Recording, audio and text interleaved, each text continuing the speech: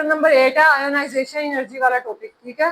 Ionisation energy क्या होती है? ऐसी अमाउंट ऑफ एनर्जी जब इलेक्ट्रॉन जो है वो रिमूव हो रहा है आउटर मोस्ट शेल से, तो उस एनर्जी को क्या कहते हैं? Ionization energy. अब किसी चीज को रिमूव होने के लिए एनर्जी चाहिए होती है, ठीक है, तो उसको क्या नाम दिया है? Ionization energy. Outermost shell कौन सा है? लास्ट वाला शेल, उसको क्या कहते हैं? Outermost shell. तो ग्रुप फर्स्ट ए के एलिमेंट्स जो हैं उनके आउटर मोस्ट शेल में कितने इलेक्ट्रॉन्स हैं? 1 इलेक्ट्रॉन है। तो वो 1 इलेक्ट्रॉन जब किसी को देता है, रिमूव करता है, तो क्या होता है? एनर्जी प्रोड्यूस होती है। उस एनर्जी को क्या कहते हैं? Ionization energy. तो इसकी डिफाइन क्या? Amount of energy required to remove an electron from the outermost shell of an isolated gaseous atom. किसी भी एटम के आउटर मोस्ट शेल से कोई इलेक्ट्रॉन रिमूव करेंगे, उस एनर्जी को क्या कहेंगे? Ionization energy. अभी आप लोग डायग्राम को देखो तो यहाँ पे क्या है? सोडियम एक एटम है, उसके आउटर मोस्ट शेल में 1 इलेक्ट्रॉन है, क्योंकि वो ग्रुप 1A का एलिमेंट है। तो जैसे ही वो 1 इलेक्ट्रॉन जो है वो रिमूव होगा तो कौन सी एनर्जी प्रोड्यूस होगी? Ionization energy.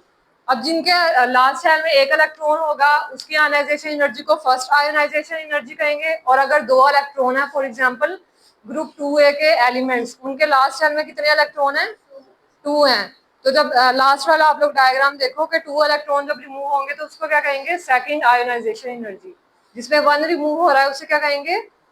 First ionization energy. और जिसमें 2 रिमूव हो रहे हैं उसे सेकंड आयोनाइजेशन एनर्जी। अब इसमें क्या है? जब इलेक्ट्रॉन रिमूव होता है तो उसे कहते हैं आयोनाइजेशन एनर्जी। ये कल मैंने करवा दिया था जो बच्चे आए थे। तो आज हमने पढ़ना है electron affinity, page number 113। Electron affinity तब होगी, उस एनर्जी को कहेंगे जब इलेक्ट्रॉन को हम ऐड करेंगे। आयोनाइजेशन एनर्जी कौन सी थी? जब हमने इलेक्ट्रॉन को क्या किया है? रिमूव किया, तो उस एनर्जी को क्या कहा है? Ionization energy. और वहां पे आप लोग देखो डायग्राम में हम लोग ऐड करेंगे, ठीक है।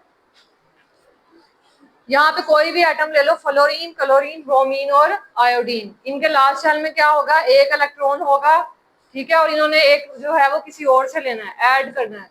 तो उस एनर्जी को क्या कहेंगे? Electron affinity. तो इसकी डिफाइन है amount of energy required to add an electron in the outermost shell of an isolated gaseous atom. यहाँ से फर्स्ट 2 लाइंस को अंडरलाइन कर लो पेज नंबर 113 पे। इलेक्ट्रॉन अफिनिटी की डिफाइन है मोस्ट इंपोर्टेंट। उसके बाद उसकी एग्जांपल लिखी हुई है कि फ्लोरीन अपना 1 इलेक्ट्रॉन जो है वो किसी से लेता है, तो जब ऐड होता है इलेक्ट्रॉन तो क्या होता है? एनर्जी प्रोड्यूस होती है। उसको क्या कहते हैं? Electron affinity. इसका आगे उन्होंने इलेक्ट्रॉन अफिनिटी लिखी हुई है। एनर्जी कितनी है? तो -328 किलो जूल पर मोल है। जब इलेक्ट्रॉन ऐड होगा तो उसकी एनर्जी है ये, ठीक है, -328 किलो जूल पर मोल। रिएक्शन के आगे लिखी हुई है, हाँ, एग्जाम्पल तक, यानी रिएक्शन तक ये जो है define electron affinity and give its example का आंसर है। रिएक्शन तक ये इसकी एनर्जी है, ये केमिस्ट ने फाइंड की थी, ठीक है, तो उसके आगे लिख दिया है फ्लोरीन की।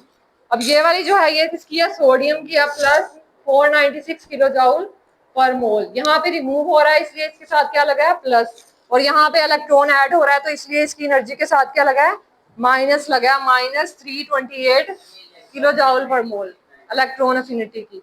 उसके बाद हमने पढ़ना है कि पीरियड और ग्रुप में क्या होता है। आयनाइजेशन एनर्जी अगर ग्रुप में बात करें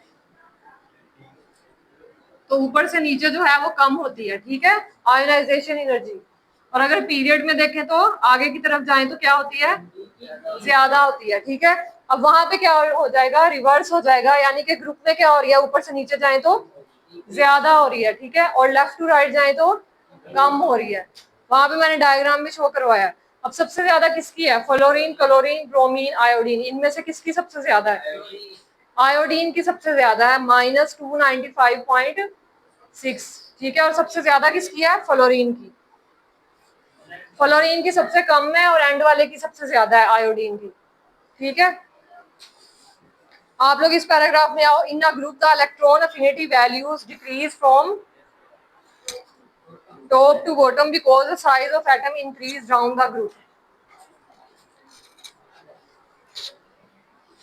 इसको स्टॉप करो।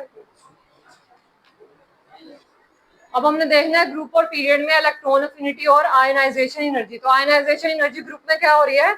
ऊपर से नीचे आए तो ज्यादा हो रही है, ठीक है, और पीरियड में लेफ्ट टू राइट जाए तो कम हो रही है, ठीक है।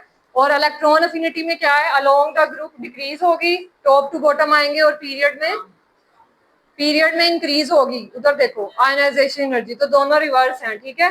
अब आप लोग देखो फ्लोरीन की ज्यादा है कि आयोडीन की?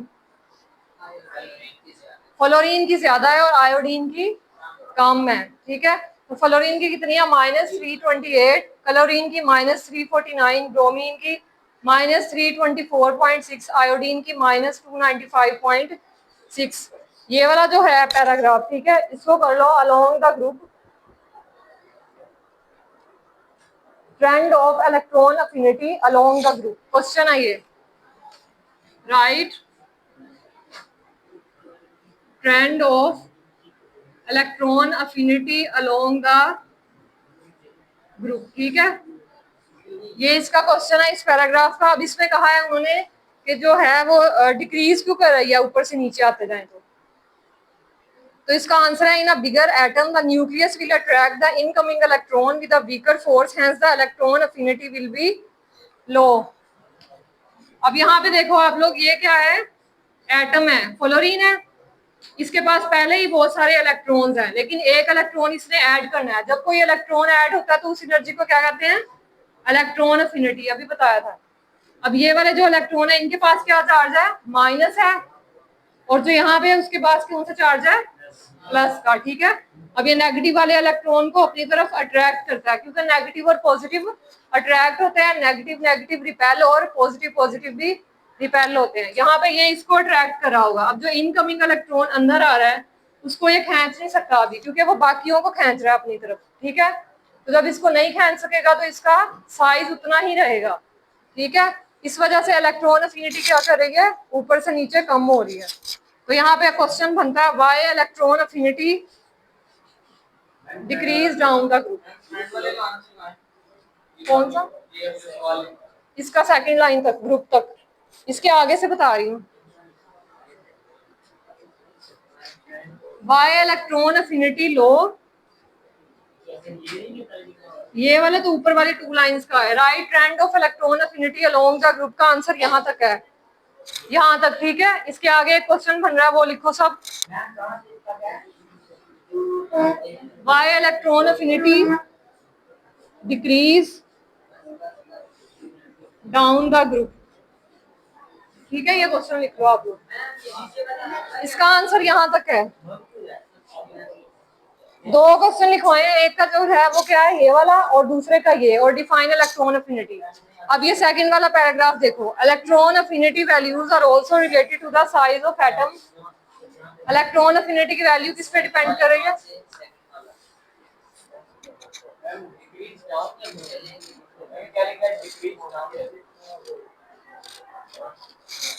ठीक है, ये वाला सेकंड पैराग्राफ है, electron affinity values are also related to the size of atom का बताया है। यानी कि साइज ऑफ एटम किसी का क्या होता है? कैपिटल फिर स्मॉल, इस तरह, ठीक है, चेंज होता रहता है। तो उसमें हमने देखना है, तो the smaller the size of an atom the higher the force of attraction with which the nucleus will attract the entering electron and hence higher is the value of electron affinity. अब यहाँ पे question बन रहा है why electron affinity value is high. Why electron affinity value is high, second paragraph का question.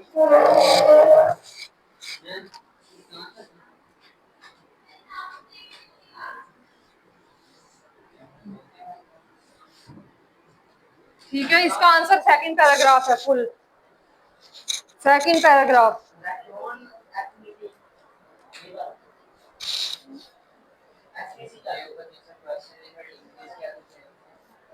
Down the group ji,